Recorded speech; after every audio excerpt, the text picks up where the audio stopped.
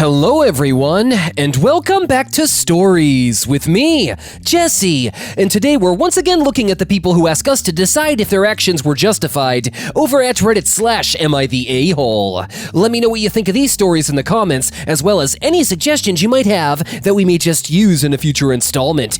Get ready to judge the actions of others, cause we're getting started now. Our first story is titled, Am I the a-hole for forcing a confession out of my wife about spying on my kids' therapy sessions? So for those that don't know, I have two children, male 20 and female 19, and ever since the world went to hell, I got them therapy sessions at their request because they said that this was taking a huge toll on them.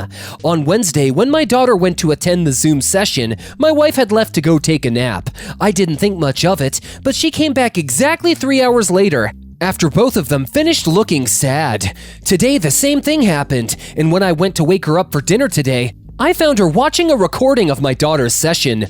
I lost it. That conversation was supposed to be private, and we had promised our kids that we will respect their privacy and do our best to help them when they need it. I made her confess to our kids. They were heartbroken and they hate her. She claims that it's my fault, but she dug her own grave. Both of them feel betrayed, and I don't want anything to do with their mother. So, Reddit, am I the a-hole for forcing a confession? Edit. For the people wondering about her intention for spying on the kids, she hasn't said a word about it. Just got up and left saying that I don't need to take this shit. I don't think you're the a-hole in this situation. Therapy is supposed to be confidential, and your wife had no right listening into their private thoughts and feelings like that. By forcing yourself into a safe place where your children think they can speak freely and honestly, you're negating the whole point of therapy, and they'll only resent you for it. But what do you guys think? Let me know in the comments. Moving on, our next story is called, Am I the a-hole for making my husband choose between me and his son?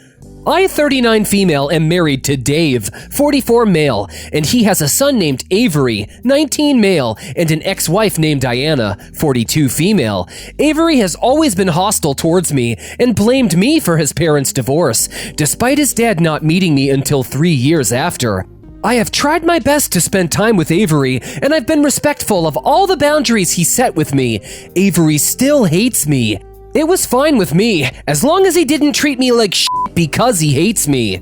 Well, Avery started treating me like shit when he found out his dad was marrying me. He threw a fit, saying his dad needed his permission before marrying me, and that he wouldn't come to the wedding. His dad and I let it slide, and sat down with Avery and Diana to try and figure out why he was upset. It didn't work, and Avery refused to see us until the wedding. At Dave and I's wedding, Avery objected to us being married in front of everyone and asked to make a speech in front of everyone later in the night. In his speech, he told everyone what a horrible person I was and that I was responsible for his parents' divorce and that I was a dirty homewrecker. Dave drove Avery back to Diana's, but the damage was done, and several wedding guests assumed Avery was telling the truth. My wedding night was ruined because of this, and a good part of my family refuses to speak to me, despite me explaining to them that this was not the case. Avery has continued to treat me like shit since then.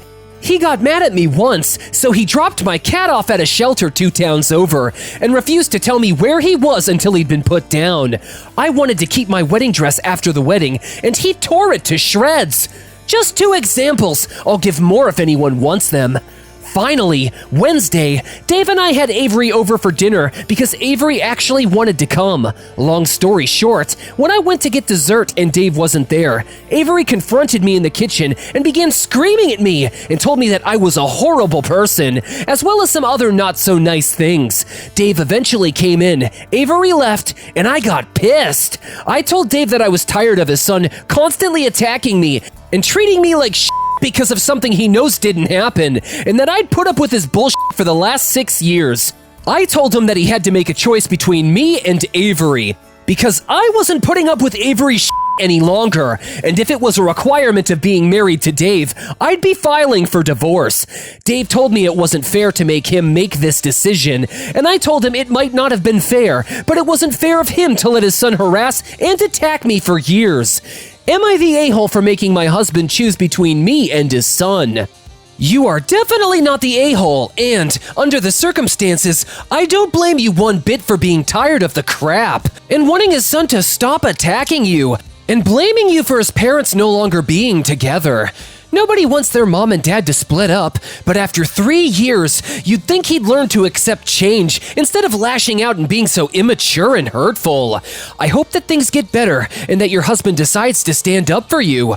Otherwise, there's never going to be peace unless you decide to leave the situation entirely.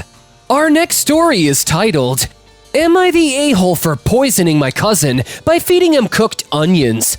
I know this sounds ridiculous, but please bear with me. My cousin, male 16, is spending the summer with me, female 16, and my family. As both of my parents work, I am expected to get food for lunch for me and my cousin and to cook dinner for the family. The problem is, my cousin is super picky with food. He has a very odd list of food that he will eat. Traditional French dishes, fast food, junk food, sushi, pizza, steak tartare, etc. But he also has a long list of foods that he will not eat. This list includes most vegetables, including broccoli, cauliflower, carrots, and corn, some sorts of meat, turkey, duck, rabbit, most types of grains, barley, couscous, and brown rice, and then a bunch of other random foods, ketchup, apples, mayonnaise, bananas. He will basically throw a fit if a meal isn't to his liking. It's become a problem because my family and I normally eat a very diverse diet with a lot of different dishes from different cultures with many ingredients that he won't eat. He complained incessantly that we ate at a vegan or Moroccan restaurant, and one time when I made Indian food, palak paneer, he refused to eat it. His most annoying food restriction is that he hates cooked onions and won't eat them at all. He is way more serious about this restriction than the others. I have seen him eat raw onions, so I know he's not allergic, and when I visited him last summer, I'm pretty sure he ate cooked onions in a dish his dad made without his knowledge. It's very annoying because I put onions in almost anything, and if he even detects an onion, he won't eat any part of the dish. Yesterday, I decided to make a quiche for dinner. The way I make quiche includes onions as a major part of the dish, but I knew my cousin wouldn't eat it if I put onions in it. I decided to chop them up very finely and hide them amongst the rest of the quiche and hope he wouldn't realize they were there. When it came to dinner time, I didn't tell him it had onions in it as I usually do with other dishes. He ate it and he liked it. I should have probably left well enough alone, but after dinner I told him that there were actually onions in it and that he should try to be less picky. He got very angry and called his parents. His father thought it was hilarious and so did my parents. But my aunt is angry at me, said it was basically poisoning, and said I shouldn't have done it. Am I the a-hole?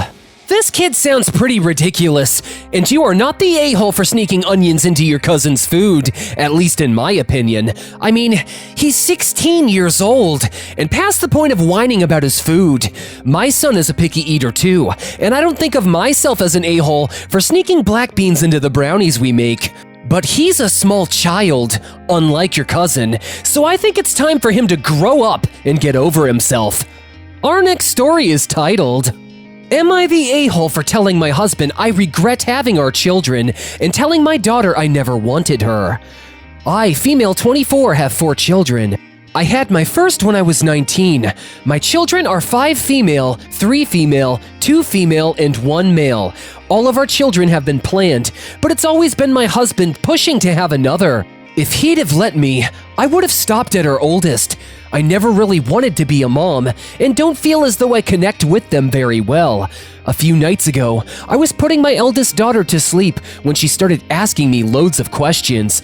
She's a really curious little girl. I had a traumatic birth with her and postnatal depression, so always struggled with bonding, and still do struggle connecting with her. She told me she wants to have lots of babies when she's older, and then asked me how many I wanted when I was her age. I told her I didn't want any, and that I didn't even want any when I had her. I know she's only 5, but she massively misinterpreted it and got upset. I comforted her and put her back to sleep. In the morning, she must have told her father what had happened when he was making her breakfast, as I woke up to my husband absolutely furious with me for traumatizing our daughter and damaging her self-esteem. I told him she'd be fine, but he kept shouting at me, telling me I was an awful mother. I replied that it's hard being a good mother to kids you regret having. He asked if I was being serious, and said that I was being impulsive when I said that, but I didn't want them and he knew that.